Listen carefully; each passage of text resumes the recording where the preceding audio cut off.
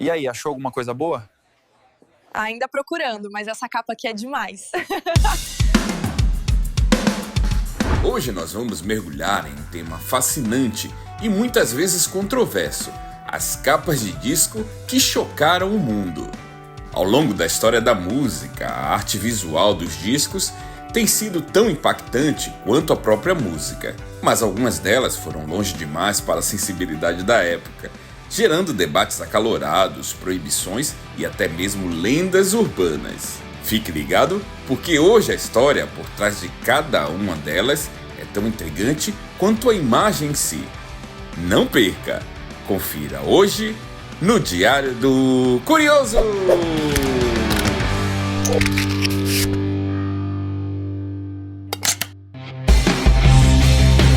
Começamos com essa capa aqui, a do disco Nevermind, do Nirvana. O bebê que aparece nadando chama-se Spencer Elden, que contou já adulto ao The Guardian como tudo aconteceu. Ele disse que apesar do disco bombar no mundo inteiro e de terem vendido mais de 30 milhões de cópias, ele e seu pai receberam apenas $200 pelos direitos de uso de imagem. Um dia o fotógrafo chamou meu pai e perguntou se ele queria ganhar uma grana e jogar o filho na piscina.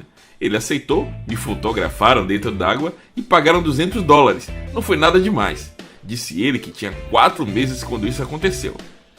Spencer leva de boa o fato de ter sua imagem exposta. Quando vou a um jogo de beisebol, penso, cara, todo mundo aqui já deve ter visto meu pênis bebê. Sinto como se os meus direitos humanos tivessem sido revogados. Mas reclama que poderia ter aproveitado melhor a fama. É difícil não ficar triste quando você ouve o quanto de grana estava envolvido.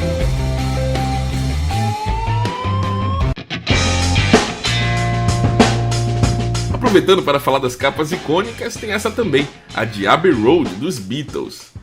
Abbey Road, para quem não sabe, é a rua onde está localizado o estúdio onde eles gravavam esse e outros álbuns. Essa foto ficou tão famosa que hoje é comum vermos enormes congestionamentos de carros, que são obrigados a esperar pelas pessoas enquanto elas tiram fotos simulando a caminhada dos Beatles.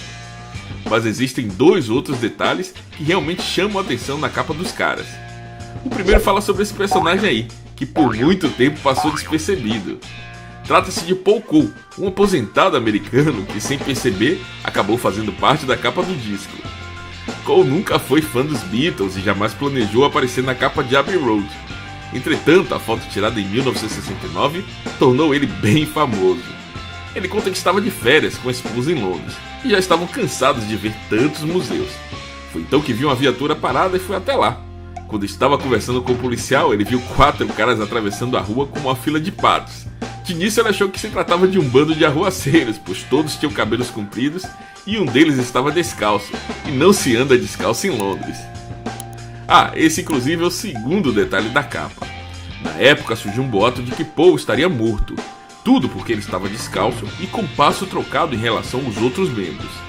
Além disso, é possível ver um Fusca branco estacionado com a placa 28F, sendo interpretada como a idade do músico naquele ano. Essa também foi a primeira vez que uma capa dos Beatles não está exibindo o nome da banda ou o nome do disco.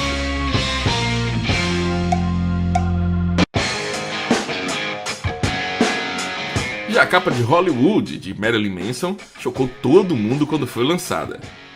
Algumas lojas nos Estados Unidos se recusaram a vender o álbum, caso a capa não mudasse. Foi então criada uma capa alternativa e Manson declarou: "A ironia está no fato de que a minha escolha da capa do disco foi mostrar às pessoas que a imagem da crucificação de Jesus é menos violenta. Na realidade, a própria foto é tirada de uma estátua de Jesus, de um lugar de adoração." Ele explicou que o queixo foi arrancado para simbolizar esse exato tipo de censura, e que isso dá prazer a ele ao invés de irritar, porque as pessoas ofendidas pela foto fornecem provas para o seu ponto de vista.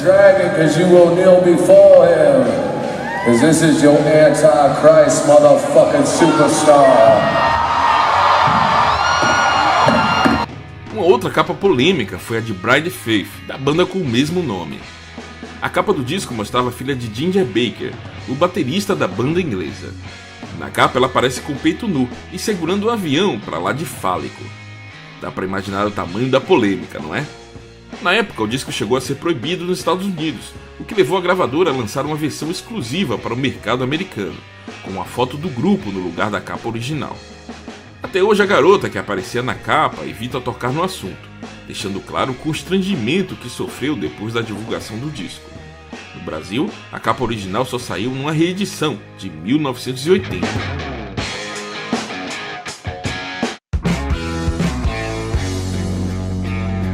Mas essa polêmica toda não era exclusividade apenas das bandas mais pesadas. Até os Beatles se envolveram nela. Na capa de Yesterday and Today, os 4 rapazes de Liverpool, até então com fama de comportados, vestiam aventais de açougueiros e seguravam pedaços de carne e bonecos decepados, num protesto contra a guerra do Vietnã.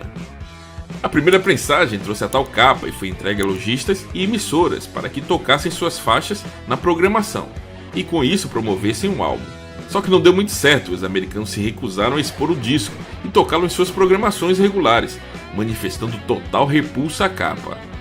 As 750 mil capas promocionais tiveram que ser recolhidas e a emissora teve que desembolsar $250 mil na troca da capa. Os discos então foram distribuídos com a nova capa colada sobre a anterior. No mercado de colecionadores, esse item possui grande valor comercial.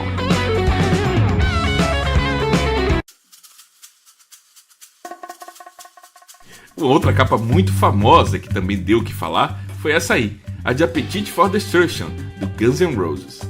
Acontece que a imagem de uma garota sendo violentada por um ser autômato foi considerada obscena e depreciativa contra as mulheres. Lojistas e a MTV encabeçaram um movimento exigindo a mudança da capa, o que de fato aconteceu, sendo substituída pela famosa imagem da cruz com a caveira dos integrantes da banda. No entanto, alguns países comercializaram sem problema a capa original, como aqui no Brasil, embora haja algumas prensagens da capa alternativa. Curiosamente, pouca gente sabe, mas a ilustração não foi feita exclusivamente para a capa do disco. O desenho foi feito pelo cartunista Robert Williams, que o intitulou exatamente Appetite for Destruction, tendo sido usada para ilustrar a capa do seu livro, de 1979. Por fim, não menos importante, o disco Todos os Olhos, de Tom Zé. Viu alguma coisa diferente nela? Dá uma olhada. Bom, se você não conseguiu ver nada de diferente, eu vou explicar. O que parece ser um olho é, na verdade, um ânus com uma bola de gude no orifício. Bom, se você não tinha percebido, não foi o único. Muita gente na década de 70 não percebeu, e o Tom Zé conseguiu enganar a censura da ditadura e passar a sua mensagem. O mais curioso é que, ao contrário do que acontece hoje com os milhares de recursos técnicos e visuais, naquela época era necessário fotografar realmente aquela parte do corpo. A missão foi passada para Décio Pinatari, responsável pela concepção da capa. Ele disse que conseguiu arranjar uma moça que serviu de modelo, e que tudo foi muito engraçado. Foi muito engraçado mesmo, né? Nós vivíamos no tempo da ditadura militar e censura e essas coisas, né? Aí o Tom Zé fez um disco chamado Todos os Olhos. Aí ele pediu para ver se eu lançava, fazer um projeto de capa para o disco dele. Eu falei, bom, aí eu não vou perguntar. Falei, será que se inclui o olho do cu? Então, foi aí que eu resolvi usar esse olho. E eu queria fotografar, entende? Um olho... O olho... E houve a moça que se propôs a ser o modelo. O problema, justamente, todos os olhos, é que tinha uma bola de gude que tinha que colocar no buraquinho. E, de qualquer maneira, eles fotografaram o tal Todos os Olhos, enfim. E foi feito e está lá todos os olhos do Tom Zé. Curtiu o vídeo? Então já deixa o like e se inscreve no canal. Ah, e se liga no recado que o Humberto tem pra você. Antes dele acabar, vão aparecer 2 sugestões de vídeo aqui na tela.